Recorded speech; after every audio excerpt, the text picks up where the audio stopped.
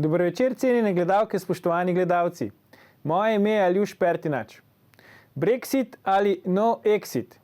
Danes začenjamo oddajo nekoliko drugače. Pridobili smo namreč ekskluziven prikaz, kako bo izgledal izstop Velike Britanije iz Evropske unije. Poglejmo.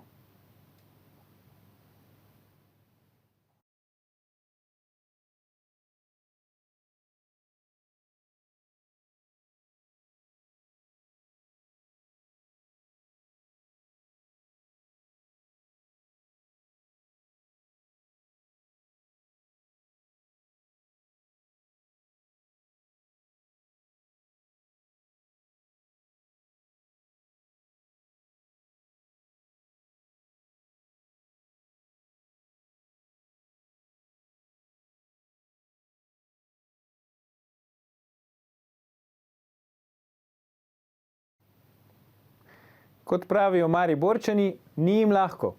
Vi pa gledate oddajo Faktor na TV3, resnica boli, komentarji še bolj in smrt sovražnemu govoru, svoboda narodu. Danes bomo za vas komentirali. Odžagala si jo je. Kaj vse smo Slovenci pripravljeni storiti za denar oziroma ljubezen? Zakaj so si mlada dekleta pri nas pripravljena odrezati roko, se bomo pogovarjali z našima stalnima komentatorjema. Magistrom Romanom Vodebom in Normo Marijo Korošec. Dobrodošla. Živjo. Pozdrav. Norma, najprej vprašanje zate, eno tako lahko za začetek. Za koga bi si bila ti pripravljena odrezati roko? Jaz si ne bi odrezala roke pod nobenim pogojem. Ne bi si odrezala roke? Tudi za Boga si ne bi roke odrezala? Bog ne bi hotel, da si režemo roke. Bog ne bi hotel, da si roko odrežeš. Ja, to je verjetno res.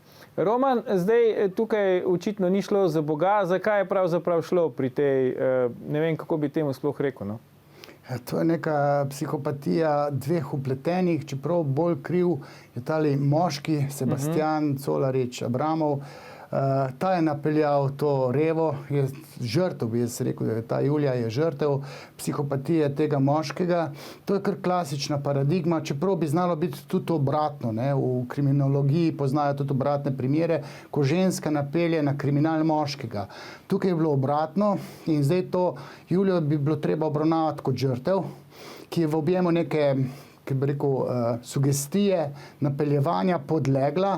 Njo je bilo očitno večja groza zgubiti tega Sebastiana kot groza, in to je najbolj grozljivo, ne? Kot groza, če zgubi roko, bolečino, pa še celo življenje te roke ne bo imela. Ne? To je svojevrsten fenomen, proučevanja vreden in zame je to, bi rekel, neka teoretska enigma in te forenziki oziroma psihologi, psihoanalitiki bi se na tem primeru lahko veliko naučili, ne? Ker so kiksnili že v štartu, ker tiste celjanske oziroma žalske fizioterapevtke Sare niso obravnavali korektno. Tisto mor je bil marca 2015. Tako da policisti, kriminalisti se morajo nekaj iz tega primera naučiti, oziroma ta patija, psihopatija tega dotičnega moškega in njegova otroštvo je treba detaljno proučiti. Tako kot je bilo treba proučiti Silva Pluta pa metoda Tropca. Nekaj se moramo naučiti iz tega. Zdaj, mislim, da se človek zdaj imenuje Sebastian Abramov, ne? Imamo tudi fotografijo njegovo. Naj bi rad živel na veliki nogi, bil zadolžen, tako kot to njegovo pač nesrečno dekle, ki jo je domnevno prisilil, da si je odžagala roko v zameno za to, da bi dobila denar od zavarovalnine. Ampak Norma, Roman tukaj nista sodelovala, samo ona dva, sodelovali so tudi njeni starši, saj neko vlogo so imeli pri tem. Kako si vidva to razlagate, recimo, da se danes v 21. stoletju pogovarjamo o tem, da si je neka ženska pri polni zavesti, nič ne kaže na to, da recimo saj zaenkrat ne bi bila tudi pravilno sposobna, si gre odrezati roko na žagi zato, ker je v to prepričuje njen fant oziroma zato, da bi dobila zavarovalnino. Mene to malo spomni na tisti znan frazem moje telo, moja odločitev. Se pravi, jaz lahko delam s svojim telesom, kar želim. In to se mi zdi, da paše v isti koš s prostitucijo, s pornografijo in s takimi zadevami. Tudi jaz znam primer, kako se en človek v bistvu dal izrezati ledvico, zato da je lahko kupil iPhone, in meni se zdi to v tem rangu. zavržno. Pride pa do tega zaradi tega, ker telo oziroma telesna nedotakljivost oziroma svetost telesa po krščansko, recimo, če rečem, zgubi svojo pomembno vlogo v družbi in potem se vrata za vse take degenerirane zadeve odprejo, težko jih je pa potem zapreti nazaj. Roman, ti si prej že omenil, ja, ta Sebastian Abramov, ne, je tudi primer, zdaj to je, ne veš, kaj je bolj grozljivo, ne, to, da si je ta Julija Adlešič dala roko odrezati, ne, na njegovo prigovarjanje, saj tako je razumeti medijska poročila, ali to, da je že pred 4 leti malo da ne po nesreči v narekovajih ustrelil svojo prejšnjo partnerko, ne, z dolgocevnim orožjem, ki ga je takrat menda čisto, in je policija rekla, da zdaj še vedno poteka predkazenski postopek v tem primeru, ampak zdaj se jim pa mogoče zdi, da vendarle ni šlo za nesrečo. Kako ti to komentiraš, Roman? No, to je treba paketno obravnavati. Ne. Prej se ti je mogoče zareklo, da so njeni starši sodelovali. Ne. Sodelovali so njegovi starši. Jaz bi rekel, tale oče bolj posredno, mimo tega, da je ponesrečeno opravil očetovanje, ker svojemu sinu ni naselil v oidipalni fazi, se to da, moralne razsodnosti. Ne. Se pravi, ta šibek nadjaz, ki ga ta očitni Sebastian nima, to je domena očeta. Ne. Oče ni prav očetoval. Seveda v tem paketu očeta pride še mama, ta mama je pa sodelovala, njegova mama. Zdaj, Huskič se baje piše, pa Colarič, ne, ampak Tinka dvomim, če je to njeno ime glede na priimek. Zgleda si dala že ona spremeniti ime. In veliko mame, materinskega nadjaza je v tem rekel, moralnem razsojanju moškega. Ne. Moško moralno razsojanje je povezano z očetom. Ta neka ločitev ali pa ponesrečeno očetovanje v primarni družini je povzročilo, da je ta Sebastian popolnoma brez moralnega razsojanja. Ne. Njega obvladuje načelo ugodja, se pravi užitek. Ekvivalent užitka je pa denar. Ne. Se pravi, ta Colarič Sebastian je želel že od prve tiste Sare Weber iztržiti na podlagi neke odškodnine, tudi zavarovalniške, neko vsoto denarja, ker narcisi, ne, on je patološki narcis, erste klase, rabijo živeti na veliki nogi. Ne? In to isto paradigmo je ponovil na eni revi, na žrtvi, ne, tej Juliji, s katero je prijateljeval, to pa je moja neka insajderska informacija, zdaj od 14. leta naprej. Pri 16 je postala njegova punca in to v času, ko je bil še v zvezi s tisto prvo Saro Weber. Ne? Tukaj so še ene nejasnosti, ker ta umor Sare Weber je treba obravnavati paketno. Ta Julija je bila takrat že v življenju tega Sebastiana. Zadeva je zelo kompleksna.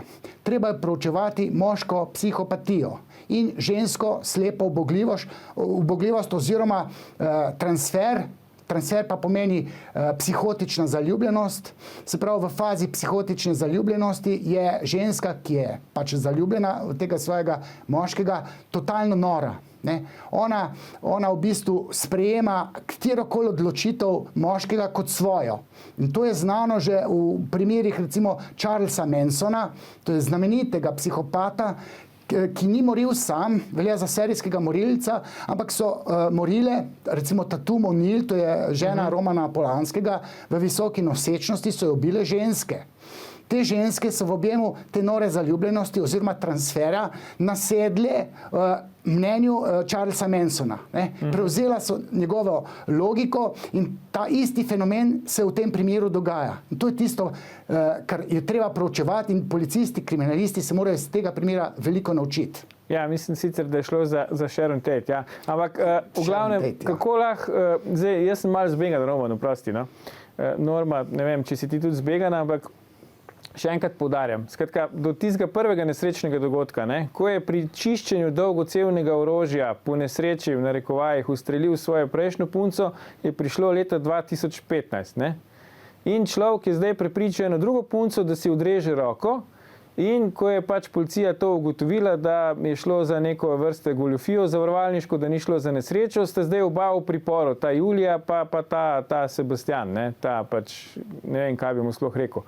Kako pri prvem primeru v 4 letih niso ugotovili, da ni šlo za nesrečo. Če ti zdaj praviš, Roman, da bi morala že takrat policija pač psihopatološko človeka pregledati, imamo cel kup komentarjev tudi v javnosti, na družabnih omrežjih, povsod, kjer pravijo, da so ga vsi poznali, da so točno vedeli, kakšen je in tako naprej. Tudi takrat je zavaroval tisto svojo, ki jo je ustrelil, zavaroval je celo njene starše, ne? Tako da zdaj, ne vem, smo lahko veseli, da ni še njih ustrelil. Skratka, kako recimo nimamo v sistemu nekih mehanizmov, ki bi preprečili takim norcem, da 4 leta hodijo okrog in počnejo te stvari? Jaz bi rekla, da je to povezano z izprijenostjo naših sistemov. Tako kot imamo take zadeve, hude nepravilnosti v sodstvu, so očitno tudi v policiji pa tej kriminalistiki.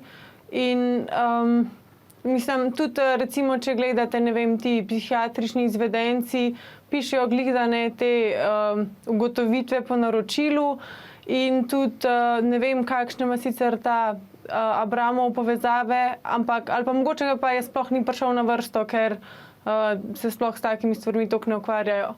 Mislim, jaz sem že pravzaprav že nekaj časa nazaj izgubila zaupanje v te institucije, ki bi nam pomagale, da bi se počutili varne in zaščitene, če se nam karkoli zgodi. In je po moje to žalostna slovenska realnost. No, če jaz smem, recimo, jaz sem izredno alergičen na policiste. Ne? Ja, to nam je znano, Roman. Ja, ampak tebe hitreje najdejo in obravnavajo kot tega Abramova. Sred tem noči v enih naseljih te prav na trik v zasedo se postavijo in te lovijo, kjer pelješ 63 na mesto 50. Ne, žive duše ni. In tam si dajo tega sadističnega duška. Ne. In potem nabirajo nabirke za tam nek državni proračun, namesto da bi vso svojo stroko, če jo premorejo, pa jaz verjamem, da jo ne premorejo, da bi kanalizirali v iskanje velikega kriminala, oziroma da bi iskanje psihopatov bila ta preokupacija. Ne. To Tatjana Bobnar bi lahko že zdavnaj naredila, pa očitno ni, oziroma že zdavnaj, šele zdaj je prišla. Mogoče bo pa ženska ravno to naredila. Problem je ta, da se slovenska kriminalistična stroka ne zna spopadati s tovrstnimi problemi. Sej, jaz verjamem, da je posod. Ampak oprosti, Roman, da malo te prekinjam. Kak velik strokovnjak moraš biti, da ugotoviš, da nekaj smrdi, če ti človek reče, da je v dnevni sobi čisto dolgocevno orožje in do smrti ustrelil svojo partnerko, ne? Mislim, ja, okay, ne vem, kako je prišel do orožja, ampak kdo pa čisti orožje, ki je nabito? No? Tega pa res še nisem slišal. Ja. In potem po 4 letih policija ugotovi, ko potem eno drugo žensko prepriča, da si odreže roko, ne? Mislim, sej tu ne veš, bi joko, bi se smejal. Roko so pustili na ograji. Potem, ko so jo prišili zdravniki, je prišla nazaj pa je rekla, da je noče. Potem jo je menda nekam tiščala v zamrzovalnik ali kam, da bi roka odmrla. Ja. Skratka, noro. In zdaj policija ugotovi, da mogoče pa ni šlo za nesrečo in potem nas pomiri stavkom, da predkazenski postopek v uni prvi zadevi še poteka. Pa 4 leta poteka predkazenski postopek. No, jaz bom rekel, da je cel sistem, pa ti vici o policistih niso tako nedolžni. Ne? Naši policisti imajo v jedru svoje pameti, rekel, neko glupost, sistemsko glupost in to je mene groza. Ne? To bi že zdavni morali z več pameti iti v tovrstni kriminal in moram reči, že tega je kar ogromno. A je možno, da niso sploh verjeli temu Sebastianu? Kako je to sploh izgledalo? Jaz si ne predstavljam. Je poklical policijo pa rekel, po nesreči sem ustrelil svojo partnerko. In oni so rekli, ne vem, shit happens. Narcisi so izredni glumci. Ne? Ja. To igrajo suvereno. Njih se ne da tudi na detektorju laži odkriti, ker te opozicije v nadjazu nimajo. Oni so brez nadjaza. Oni suvereno igrajo nedolžnega. Oni so sposobni solzo potočiti na pogrebu, zato da bi skrili svojo krivdo. Ne? Tako da zadevo je treba bolj strokovno proučevati in spomnim se, da je padla ideja, da bi Slovenija rabila neko forenzično katedro na nekih fakultetah za varnostne študije in so mene prosili, če bi jaz pomagal. Sem rekel, seveda lahko pomagam, sam se bom jaz podpisal pod vse dokumente. Ne, da jemljajo moje znanje in to na spol, potem se pa drugi diletanti pod to podpisujejo. Slovenija kipi od neznanja tega forenzičnega in jaz mislim, da je dobrodošlo, da se kritična misel tudi na to temo razvije in naj še rečem, recimo, da sem jaz, ko je Natašo Kampuš Wolfgang Priklopil ugrabil, da sem jaz rekel, če bi bil jaz tam zraven v tej ekipi, bi jaz tega morilca, torej ugrabitelja, pedofila, Wolfganga Priklopila z lahkoto našel. Takoj bi bil glavni osumljenec. Ne boš povedal po oglasih, nima tega znanja. Ne boš po oglasih povedal, na kakšen točno način bi ga našel. Skratka, ne nam ujiti, gledalke, gledalci, se vrnemo po oglasih, ko nadaljujemo s komentiranjem, zakaj si mlade punce režejo roke. Ostanite.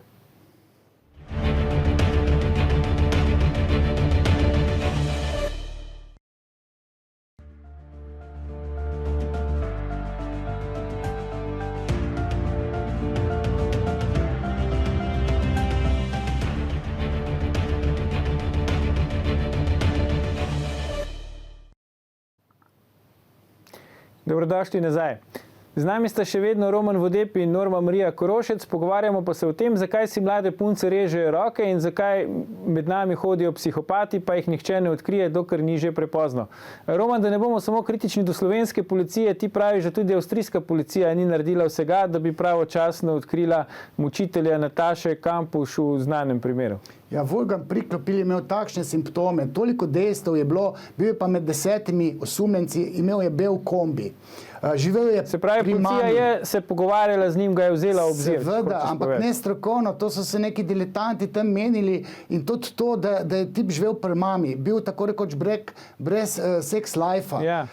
Celo poškodoval se je, kar bi bil simptom pečenja vesti. Ne? On si je zlomil roko, ko je skrival to malo punčko ugrabljeno. To bi jaz takoj rekel, ta je glavni osumljenec. Pa mu še niso preiskali hiše, ki je imela tudi klet. Tako da niso samo naši policisti tisti, celo dunajski, ki so imeli Freuda, so rekel, malo butasti.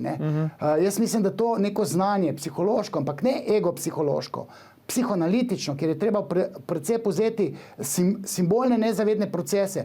To je, rekel, vir, zakladnica novega znanja in policisti naši še do tja niso prišli. Zdaj, Roman, koliko razlagaš, ne, če se, mislim, gledamo te serije, recimo na Fox Crime, tam iz Ptičjega leta, ne vem, kaj vse ven interpretirajo, ne, tukaj pa v resničnih, konkretnih primerih iz tako jasnih indicev ne organi pregona ne uspejo najti te prave rešitve. A je možno, da enostavno ne verjamejo, da so možni taki zločini oziroma da bi lahko tako gnusne zločine storili neki v narekovajih povsem običajni ljudje?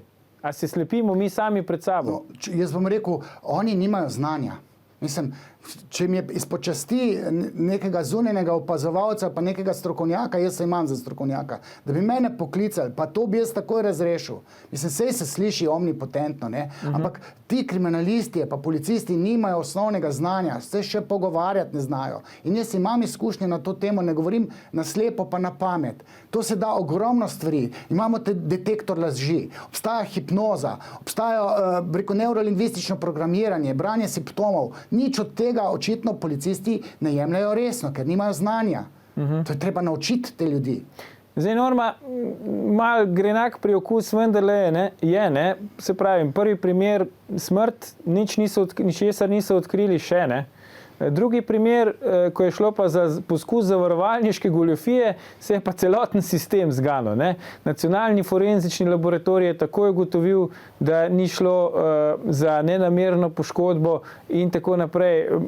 Imamo lahko tak občutek, da če ne bi šlo za zavarovalniško goljufijo, da mogoče tudi v tem primeru ne bi ničesar odkrili. Ja, to je pravzaprav strašljivo, da ko pride pa do denarja, v igri ne bi bil predvidoma 1,5 milijon od različnih zavarovalnic, takrat pa potem skočijo vsi v luft, kar je precej žalostno. In glede forenzikov bi rekla, da je velik, nepravilnosti pokazal tudi primer Novič, kjer so bili neki indici, ki totalno onemogočajo potek sodbe, kakor je bila izrečena, da je danes Milko Novič v zaporu.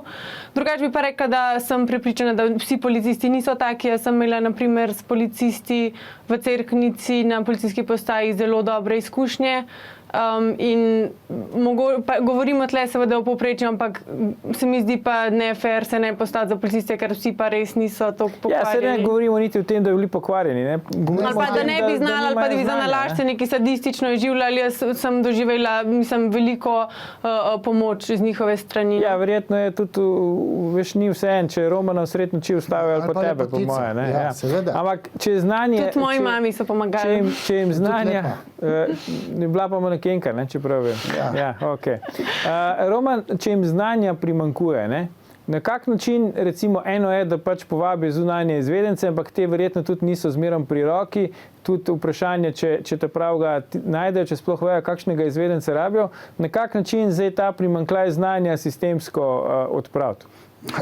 Tukaj ima pravna fakulteta, tam oddelek za kriminologijo, tam je nek Petrovec, celo Renata Salec, za katero jaz vem, da ima veliko znanja. Ampak ko so strokovni posveti, oni niso sposobni koga od zunaj povabiti, da bi podal drugo mnenje. Jaz sem na teh kongresih psihiatrične, psihoterapevtske stroke predlagal, da bi mi obravnavali, pa da bi se obravnavalo ravno te primere, bi rekel, serijskih morilcev, Silva Pluta, mogoče afero Koroški dečki, mogoče Šiškota, ki je zdaj aktualen. Ne, oni so zaprti s tem enoumjem, ki je značilno za celo Slovenijo. Ne. Pri nam je ta svoboda govora tako zakrknila, da se še na strokovnih posvetih otepajo drugega znanja. Jaz sem padalec drugega vica. Jaz vem, da imam eno znanje, ki ga drugi nimajo, ker nisem, rekel, ukalupljen v ene rigidne sisteme izobraževalne in kot tak bi bil zelo dobrodošel. Ampak ne, oni so raj tisti svoji gredici in so zaciklani ali pa zaštrikani in nočejo slišati, če kdo še kaj drugega pove. Ne? To je po eni strani sramota, po drugi strani pa velika škoda, ker slovenska stroka, katerakoli, bi se ogromno naučila od nekih ljudi, recimo, ki delajo po drugih algoritmih, imajo druge koncepte v ozadju. In to je zdaj pri nam ta greh kroničen, ki jim ga jaz celi stroki zamerim. In v ozadju je pa en delček, bi rekel, leve politike. Norma, je možno biti toliko zaljubljen, da si pripravljen roko odrezati, zato ker to od tebe zahteva ljubljena oseba, ali vendarle gre tukaj tudi za neko obliko pač duševne bolezni? Jaz ne poznam nobenega takega primera med kolegicami, recimo, da bi rekla, sem pa recimo bila priča puncam, ki so se zaljubile v muslimane, pa sem verjela, da so zmerni muslimani, potem pa, ko so zanosile ali pa, ko so se poročili, so pa se stvari drastično poslabšale in je bilo pol žal, pa kako tega nisem videla, pa sej ste mi govorili, zakaj nisem poslušala, pa so se pa... Ampak tem je bilo žal, ne? Zdaj jaz pri tej nesrečni Juliji, jaz ne vem, če nimam čutka, da je njej žal. Njej po mojem žal, da je ni ratalo. Huda patologija od zadaj, jaz mislim, da je njej žal, da je ni ratalo. Ne? Oprane možgane ima. Tukaj še enkrat poudarjam. V ozadju ponavadi je takole transfer. To je v psihoterapiji se reče transfer, ampak gre za noro psihotično zaljubljenost. Freud je rekel, da je zaljubljenost psihoza, norost, blaznost. To so vsi kognitivni procesi izmaličeni. To tista želja, čustva, pohota, izmaliči common sense, ne, zdravo kmečko pamet, ti jo popolnoma izmaliči. In zaljubljene ženske so pripravljene žene ubiti na pobudo svojega ljubimca. In obratno, umori moških so tudi na pobudo ženske, ki jim je svetovala ali pa prosila ubij tega mojega moža. In to so naredili v objemu sugestije. In znajo biti zelo prepričljivi, ti, ki to zahtevajo. Darren Brown je posnel film na to temo, ko so običajni ljudje pahnili nedolžno žrtev iz nebotičnika v smrt. Zgolj na pobudo in prigovarjanje. Vse v človeški psihi je mogoče. Če pa zraven še zaljubljenost, potem smo pa, mislim, nori na kvadrat. In ta Julija je podlegla, ker je bila izolirana od staršev. Ta njen oče je eno vlogo v njenem otroštvu odigral, se pravi, bila je princeska svojemu očetu, potem je dobila sestrico in je šla pri 14 letih na moškega, na tega Sebastiana, ki je popolnoma oprav možgane. In če bi rekel sneg je rdeče barve, ga bi ona rdečega videla. Ne gre za to, da bi ubogala, ona bi prevzela njegovo gledanje, ona je sama sebi na lastno željo odrezala roko. Seveda, želja je pa vselej želja drugega, oziroma nezavedno diktira neko ravnanje. Ne? Nezavedno je tisto, ki je botrovalo temu dejanju.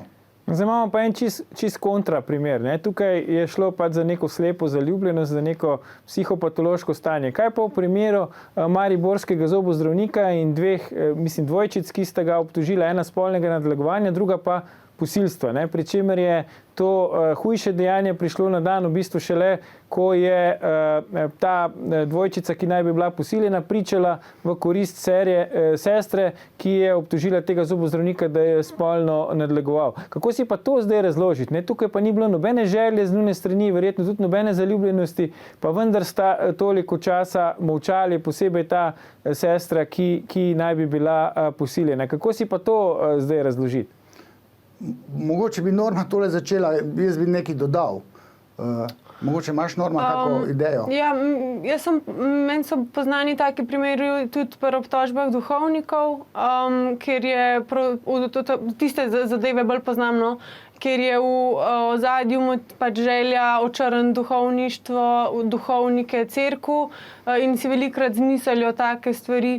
Ampak te dve bi zdaj po tvoje hotele očrniti zobozdravnike, ali kaj? Ne vem, to je drugačna zadeva, ne znam si točno tega razložiti.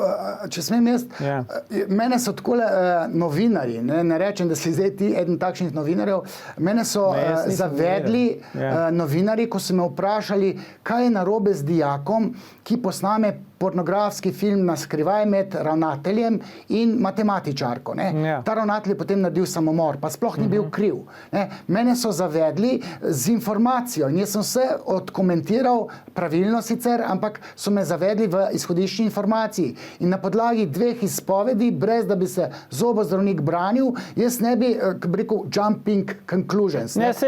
Pogovarjamo se o tem, če je to res, saj ne vemo, če je res, to bomo izvedeli kasneje, ampak če je to res, zakaj recimo žrtev čaka toliko časa, zakaj prej se ne zaupa nikomur, zakaj se ne boji to povedati? Tukaj je tudi sram, ne? Sram pa tista notranje glodanje, kaj če sem jaz soudeležena, kaj če bodo iz mene se norca delali, kaj če mi ne bodo verjeli, in manjše zlo je, če si tiho.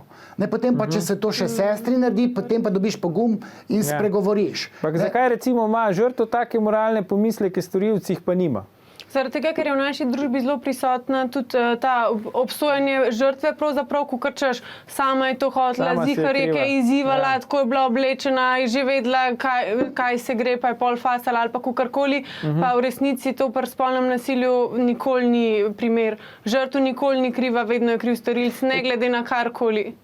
Sama eno tako izkušnjo pred kratkim, ne, Norma, pač en tweet je bil pred enim letom, en zelo pač ugaben tweet in si bila v eni drugi vdaji na eni drugi televiziji, kjer te je voditelj prepričeval, da mogoče je pa šlo za kompliment. Kako si se ti takrat recimo počutila? Ogabno je, kad ti nekdo reče, da to, da te nekdo hoče posiliti, da moraš to razumeti kot kompliment. To je ogabno. Roman, kako je zdaj s tem? Meni je bilo tudi tale Pribac je to, mislim, da je bila to njegova misel prva takrat, da bi mogla žrtev to razumeti kot poklon in to je sprevrženo do fundamenta. Imamo zdaj mi čisto razštelane te predstave, Roman, kaj je še človeško sprejemljivo, pa kaj ne? Tukaj moram pa nekaj dodati, kar so meni zelo, zelo očitali, ker nisem uspel misel izpeljati, potem sem šele na neki mariborski televiziji dokončal. Problem spolnih zlorab, tudi posilstev, je, in to je izpostavil tudi Freud, recimo, če devica pade vedno na hrbet, pa noge da narazen. Problem posilstev je, da v eni točki za ta živalski id lahko zadeva v enem zelo majhnem segmentu prijetna. To je ta provokacija, ki jo je treba sicer obelodaniti teoretsko. Nažalost je ta seksualnost, če tudi je izvedena skozi posilstvo, lahko prijetna za žrtev. Zato morajo žrtve hoditi na psihoterapijo, da predela tisti kanček, delček uživanja, ki ga je bila mogoče deležna. In zadeva tukaj ni tako nedolžna, oziroma razumem to akcijo Me Too. Ženski je kompliment, če si jo moški želi. Ampak ko ženska reče ne, je ne, drki se ga še naprej. sem jaz še bolj piker. Tako da tole perverzija, zdaj, če se je zgodila pač strani tega Zobarja, ne? Zobarji so pa še sadisti, ne? On uživa, ko te vrta po zobeh, ti pa tam javkaš, pa stokaš. Ne? So sadisti, mogoče v belih haljah dobijo še ta krila in so neverjetno samozavestni. Ne? Mislijo, da so več kot drugi. Ne? In zdaj te žrtve, načeloma ženske, se pa mogoče nobel zdi, da si jo nekdo želi, ampak ko reče ne, je ne. Zdaj, Norma, kaj nam to zdaj v bistvu pove o stanju v naši družbi? Ne? A je to zdaj kriza vrednot, ali je v bistvu edino, na kar še stavimo denar, ali je kaj tretjega? Jaz mislim, da smo kot družba šli na eno zelo napačno pot.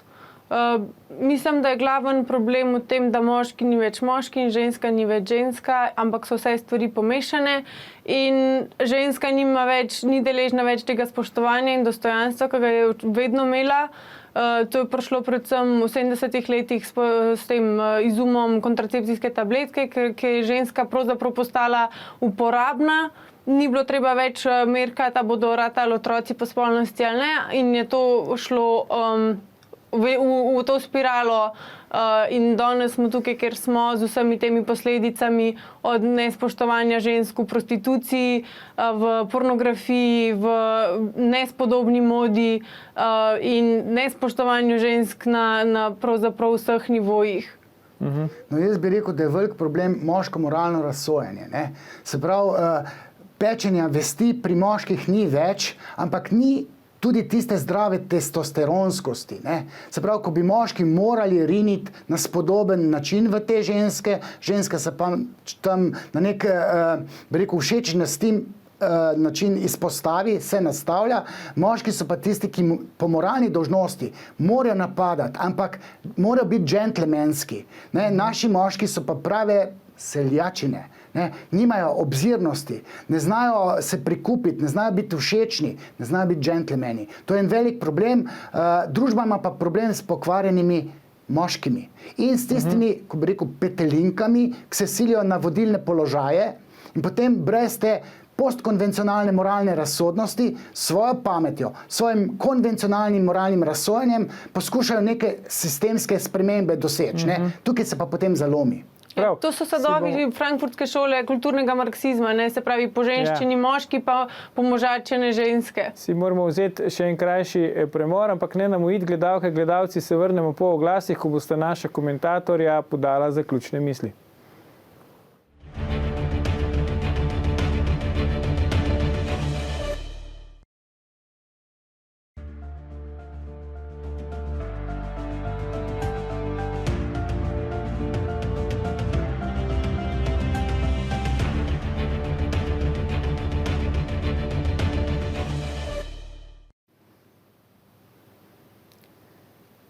Pozdravljeni še zadnjič nocoj.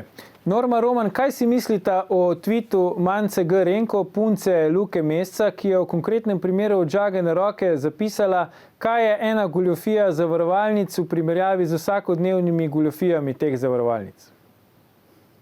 Meni se zdi to čisti ideološki boj, tako kot smo ga velikokrat vajeni strani stranke njenega fanta. Ampak ideološki boj proti komu zdaj? Proti zavarovalnicam? Tudi proti kapitalistom, proti uspešnim poslovnežem, proti pametnim ljudem. Se pravi, v bistvu, da zajebeš, pardon, izraz v zavarovalnico, si je dovoljen tudi roko odrezati. Ja, očitno. No, jaz bi rekel, da ta elita, ne, vsi so se nekam usosili, ne, na ene položaje in tem furajo enoumje. To, dokler bo imel enoumje, narodu pripada točno te zdrahe, ki jih imamo, naj jih narod kasira, ker imamo take politike. Ja. Jaz mislim, da moram reči, da tega nič ne razumem, ne, vseh teh primerov, ampak sem pa vesel, da se lahko vsaj v naši vdaji o tem odkrito pogovarjamo. Norma Marija Korošec, magister Roman Vodeb, najlepša hvala za vajine današnje komentarje. Gledalke, gledalci, to je bila psihoanalitična 261. vdaja Faktor na TV3. Spremljate nas tudi jutri, ko bomo komentirali, zakaj še vedno ne vemo, kdo bo gradil Karavanke. Predvsem pa ne pozabite, ni vseeno, kdo kaj reče.